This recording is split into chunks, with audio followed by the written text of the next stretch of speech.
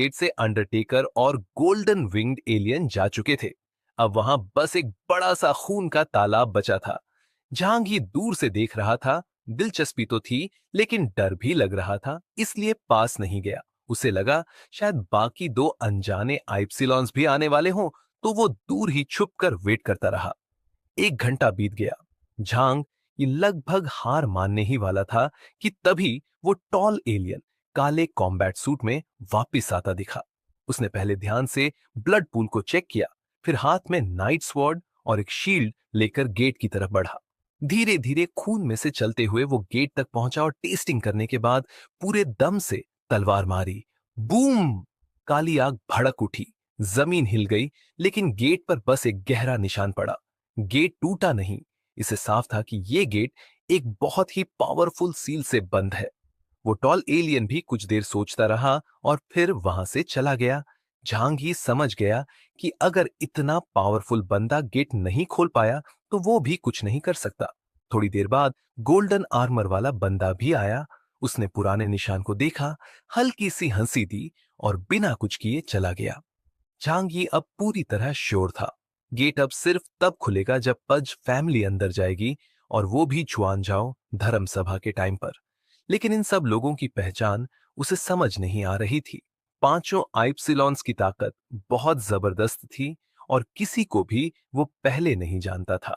उसे शक हुआ कि कहीं सांगजिया टेम्पल ने सबको ट्रिक तो नहीं किया, लेकिन फिर उसने सोचा, अगर साउथ वेस्ट रीजन इतना यूनाइटेड होता तो किसी को धोखा देने की जरूरत ही नहीं पड़ती। थोड़ा कंफ्यूज्ड होकर झांगी ने डिसाइड किया कि अब वापस जाकर यांग शिनशिन से डिस्कस करेगा। डीमंस गेट फिलहाल किसी से नहीं खुलने वाला था, तो बेटर यही था कि बस ऑब्जर्व करते रहे। अब दूसरी तरफ लियांग यू और मुयान पज फैमिली की टेरिटरी में इन्वेस्टिगेशन कर रहे थे। उन्हें पज फैमिली से नफरत थी, लेकिन फिलहाल कोई गलत मूव नहीं करना चाहते थे। तभी एक रेबल ग्रुप ने पज फैमिली के सर्फ कैंप पर अटैक कर दिया। लियांग और मुयान जल्दी से वहां पहुंचे। छुपकर सब देख रहे थे। ये रेबल्स कोई रैंडम ग्रुप नहीं था। ये वो लोग थे जो चीफटेंस और सांगजिया टेम्पल के रूल को नहीं मानते। एक लड़की जो सफेद भेड़िए पर सवार थी, रेबल लीड कर रही थी। उसके पीछे वुल्व्स का झुंड और कई फाइटर्स थे।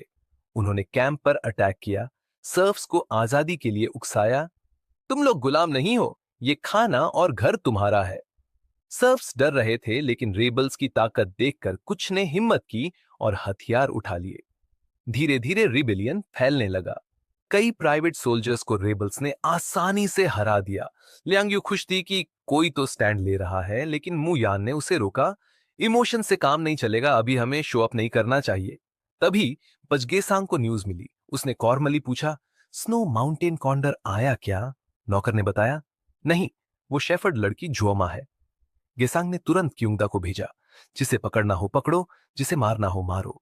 फिर निकले असली सोल्जर्स, टैंक्स में सवार, पूरी तरह से ट्रेंड और सब के सब एलियंस। क्यूंगदा ने आते ही ऑर्डर दिया, किल! और मशीन गन से चारों तरफ फायर खोल दी गई। रेबल्स और वुल्व्स के बीच गोलियों की बारिश शुरू हो गई। लड़ाई अब असली टर्निंग पॉइंट पर थी। उच्च स्तरीय इनह्यूमंस के लिए गन्स बस टॉयज जैसी होती है। ज्यादातर ऑर्डिनरी सोल्जर्स ही इन्हें मैन वेपन की तरह यूज करते हैं। जांगी भी गन का इस्तेमाल सिर्फ अपनी सुपरनैचुरल पावर रिलीज करने के लिए करता था। लेकिन आम लोगों और लो लेवल म्यूटेंट्स के लिए थर्मल वेपन्स अब भी एक्सट्रीमली डेंजरस है। जोंडा अपनी एलीट चैरियट यूनिट के साथ रिबेल कैंप पर सीधे हमला करता है। गोलियों की बारिश ने पूरी रात को आग और चीखों से भर दिया। वॉल्व्स, सर्फ्स और कुछ प्राइवेट सोल्जर्स वहीं ढेर हो गए। ये रूथलेस हमला देखकर लियांग यूए शॉक्ड रह गई। उसने गुस्से में मुट्ठी भींच ली। मुयान बोली, रियल किलिंग मशीन्स इमोशंस नहीं रखते, तभी वो बेस्ट सोल्जर्स बनते हैं। रिबल्स ने भी फाइट के लिए कमर कस ली। वोल्फ राइडर लड़की ने सीटी बजाई और सारे वोल्व्स चैरियट्स की तरफ दौड़ पड़े। रिबल्स ने सर्फ्स को चिल्लाकर कहा, साउथ की तरफ भागो, वहां फ्रीडम है।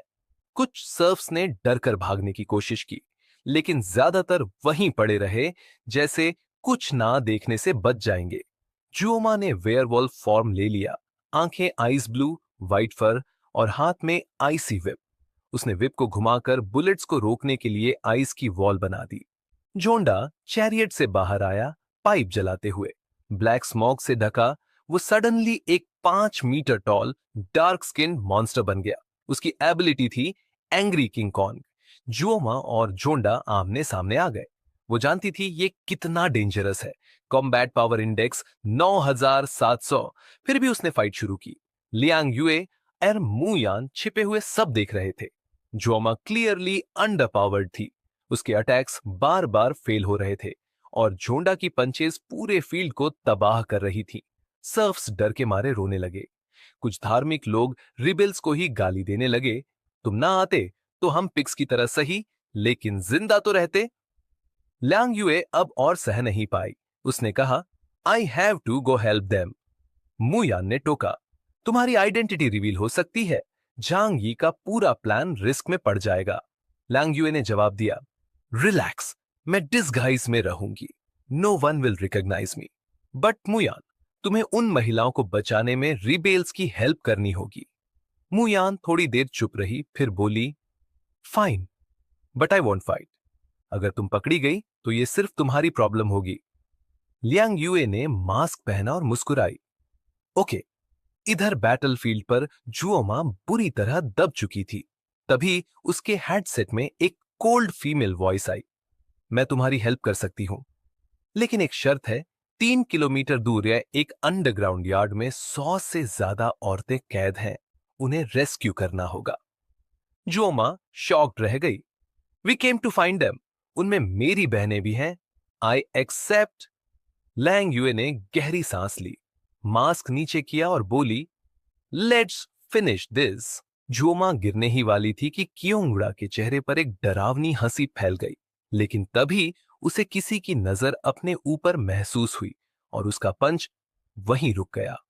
उसने देखा कि थोड़ी दूर एक औरत कॉम्बैट यूनिफॉर्म में डीमन सबड्यूरिंग पैस्टल लिए चुपचाप खड़ी है।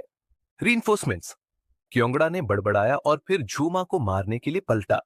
झूमा किसी तरह बची, लेकिन हवा के झोंके से दूर जा गिरी। तभी एक ठंडी आवाज उसके कानों में आई, रजिस्ट मत करो। और फिर वो एक शैडो में समा गई। उधर लियांग यूए ने तुरंत क्योंगड़ा पर हमला कर दिया। दोनों एनहांस्ड म्यूटेंट्स की भिड़ंत शुरू हो गई। लियांग यूए टेक्निक में बहुत आगे थी और अपनी पहचान छुपाने के लिए पूरा पावर नहीं यूज कर रही थी। फिर भी क्योंगड़ा डर गया। क्योंगड़ा सोच में पड़ गया कि इतनी पावरफुल लड़की आखिर है कौन। लेकिन लियांग यूए चुप रही और उसकी हर पंच को आसानी से ब्लॉक करती रही, जैसे कोई बच्चा खेल रहा हो। उधर म्यूयान और जोमा ने दूसरे रेबेल्स के साथ उन महिलाओं को ढूंढ निकाला जो अंडरग्राउंड कैद थी। उन्होंने कुछ सोल्जर्स को हराया और वीमेन को बाहर निकाला। जुओमा ने दो बहनों को देखकर उन्हें गले लगा लिया। म्यूयान ने कहा, अब जल्दी निकलो वरना एनिमी पहुंच जाएगा। रिबेल्स कुछ वीमेन को लेकर निकल गए और म्यूयान ने शैडो से उन्हें रास्ता दिखाया। उसने लियांग यूए को सिग्नल भेजा, मिशन कंप्लीट। अब लियांग यूए ने पीछे हटने का फैसला किया, लेकिन कियोंगड़ा पीछा जरूर करेगा। आखिरी हमला करते हुए लियांग यूए ने डीमन सबड्यूरिंग पैस्टल से कियोंगड़ा के चेस्ट में वार किया। उसका आर्मर्ड शरीर टूट गया और वह वहीं घुटनों पर गिर गया। लेकिन लियांग यूए ने उसे नहीं मारा, बस उड़कर वहां से निकल गई। बर्फीली पहाड़ियों में झूमा और बाकी रेबेल्स लियांग यूए का इंतजार कर रहे थे। जब वो पहुंची, सभी ने थैंक यू कहा, लेकिन सतर्क भी रहे। जोमा ने कहा, हमारी हालत बहुत खराब है, हम सभी औरतों को बचा नहीं सकते थे। लियांग यूए नाराज हो गई, सिर्फ 7-8 औरतें, बाकियों का क्या? जोमा ने जवाब दिया, हमारे पास खाना नहीं है, ब्लिजर्ड के बाद सारे सप्लाईज छीन लिए गए हैं, हम खुद बैरली जिंदा है। म्यूयान ने ताना मारा, तो रेड क्यों किया? जोमा ने साफ कहा, जिन्हें बचाया वो हमारी बहनें हैं। बाकियों को लाने का मतलब होता अपनी पूरी टीम की जान रिस्क में डालना।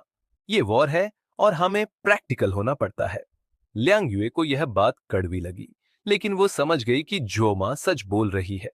रेबल्स ने दो टूक कहा, जो औरतें वहीं रह गईं, उनके सर्वाइवल के चांसेस कैंप में ज्यादा हैं। जोमा ने लियांग यूए से कहा, हम आभारी हैं, लेकिन ट्रस्ट नहीं कर सकते।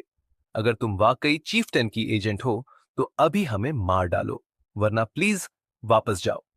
म्यूयान ने कहा, चलो, जो जरूरी था वो कर लिया। लैंग यूए ने सहमति में सिर हिलाया, लेकिन जब वो जाने लगी, झू मां ने रोक लिया। एक मिनट, उसने कहा, अगर आप दोनों सच में जस्टिस के लिए लड़ रही हैं, तो क्या कभी फ्यूचर में हमें हेल्प कर सकेंगी? एक कांटेक्ट छोड़ दो। म्यू यान एंड लियांग यूए कुछ पल के लिए चुप रही। ये रिक्वेस्ट थोड़ी ऑनवर्ड थी, लेकिन ऑनेस्ट भी।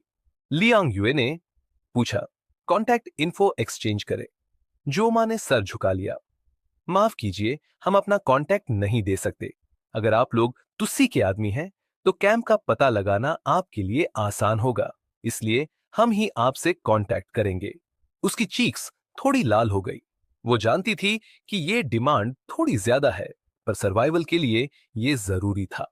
मुयान ने ठंडे स्वर में कहा, तो मतलब सिर्फ तुम हमसे हेल्प मांग सकती हो, पर हम तुमसे नहीं। झूमा ने शर्म से सिर झुका लिया। हम फिलहाल कुछ दे नहीं सकते, पर बर्फीले पठार में सफर कर रहे लोगों के लिए आप हमारी हेल्प करें। मुयान मुस्कुरा दी। ठीक है, कांटेक्ट देना कोई बड़ी बात नहीं। लियांग यूए को हैरानी हुई, पर मुयान ने कोई एक्सप्लेनेशन नहीं दी। वो दोनों छाया में गायब हो गईं और पाजी के घर की ओर बढ़ी। रास्ते में लियांग यूए ने पूछा, तुम यूजुअली ऐसे डिसीजन नहीं लेती, क्यों माना? मुयान बोली, ये लड़की फ्यूचर में काम आ सकती है। मुयान इन्फिल्ट्रेशन और इन्वेस्टिगेशन में एक्सपर्ट है, और उसके अपोकैलिप्टिक एक्सपीरियंस ने उसे और भी सावधान बना दिया है। उसने समझाया, जांगी ने हमें यहां इंटेल के लिए भेजा है। रिबेल्स से डायरेक्ट कांटेक्ट मुश्किल है। ये रास्ता हमारे काम आ सकता है, और सिर्फ कांटेक्ट देने का मतलब ये नहीं कि हमें हेल्प करनी ही है। लियांग यूए बोली, तुम्हारी सोच बहुत डीप है। मुयान ने बस कहा, तुमने हेल्प की और बदले में शक मिला, रिग्रेट नहीं। लियांग यूए और मुयान नहीं लौटे। उसे सिर्फ कैंप की हलचल याद आई। क्या ये वही दो थे? पर रीबिल्स को छोड़ना बेवकूफी होती। वो आराम से सोफा पर बैठ गया। साउथवेस्ट की सिचुएशन मेरी सोच से ज्यादा कॉम्प्लेक्स है। उसने बताया कि कैसे 5 आइप्सिलॉन्स दिखे, इतनी पावरफुल फिगर्स एक साथ। यांग शिनशिन बोली, यह साबित करता है कि स्नो माउंटेन में कोई मिस्टीरियस जगह है जो इन पावर हाउसेस को अट्रैक्ट कर रही है। जांगी बोला, मुझे इनमें से कोई भी नहीं पहचान में आया, शायद 2 लोकल थे। शिनशिन ने कहा, बाकी 2 शायद फॉरेनर्स हों। अंकल यू चौंक गया, मतलब हमारे ट्रेजर्स पर फॉरेनर्स की नजर है। शिनशिन ने एनालिसिस किया। अगर उनके पावर इंडेक्स 15,000 से ऊपर है, तो वे किसी बड़े रीजन के टॉप फाइटर्स हैं। अगर अननोन है, तो जरूर फॉरेन होंगे। जांगी बोला, अगर पाजी गेसांग मुझे बुला सकता है, तो बाकी पावर्स भी आउटसाइडर्स बुला सकते हैं। लियांग यूए और मुयान लौटे और सारा सच सांगी को बता दिया। रेबल से कांटेक्ट का एक और रास्ता बन गया था। जांगी ने कहा, तुमने अच्छा किया, ये कांटेक्ट फ्यूचर में काम आएगा। उसने सोचा, ब्यूरियल मास्टर बेहद स्ट्रॉन्ग है। मैंने उसकी पावर देखी है। तांत्रा की ताकत से वो घायल होकर भी रिवाइव हो गया था। अगर डीमन किंगडम का डोर खुला, तो उस पर जीत पाना मुश्किल होगा। दूसरी तरफ क्योनगडा, जिसे लियांग यूए ने हराया था, पाजी गेसांग के सामने शर्मिंदा होकर नतमस्तक था। उसने कहा, एक आउटसाइडर औरत ने अटैक किया, उसके पास एडवांस्ड गियर था और वो बहुत स्ट्रांग थी। पाजी गेसांग को शक हुआ, क्या वो मु यान थी, पर उसने बात टाल दी। इस बारे में फिर बात मत करना। सोलांग देजी समझ गया, अगर जांग ये सच में चाहे, तो एक रात में पाजी फैमिली को मिटा सकता है।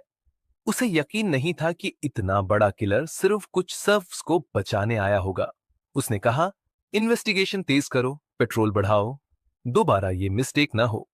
पाजी गेसांग जानता था, ये फाइट अब सिर्फ रेबल्स या फैमिलीज के बीच नहीं रही, अब बाहर की पावर्स भी इस गेम में है। सारा सिटी, रामिन फैमिली, रात के अंधेरे में एक परछाई चुपचाप लैमिन ओजू के रूम में आई। लैमिन ओजू रामिन फैमिली की मुखिया, एक खूबसूरत लेकिन सख्त महिला है। वो किसी को सीधा नहीं देखती, बल्कि ठुड्डी ऊपर करके नीचे नजर डालती है। एक लंबा विदेशी आदमी नीली आंखों और ब्राउन बालों वाला उसके रूम में बैठा था। उसने अपना हेलमेट उतारा और वाइन पीते हुए बोला, मैं उस जगह पर गया था, जैसा तुमने कहा था। कुछ अजीब मिला? लैमिन ओजू हंसी। बिना रामिन फैमिली के मदद से तुम अंदर नहीं जा सकते। ट्रू, उसने वाइन की चुस्की लेते हुए कहा, लेकिन ज्यादा इंटरेस्टिंग भी तो हुआ ना। नेक्स्ट एपिसोड के लिए कमेंट करो गाइस आप सभी लोग।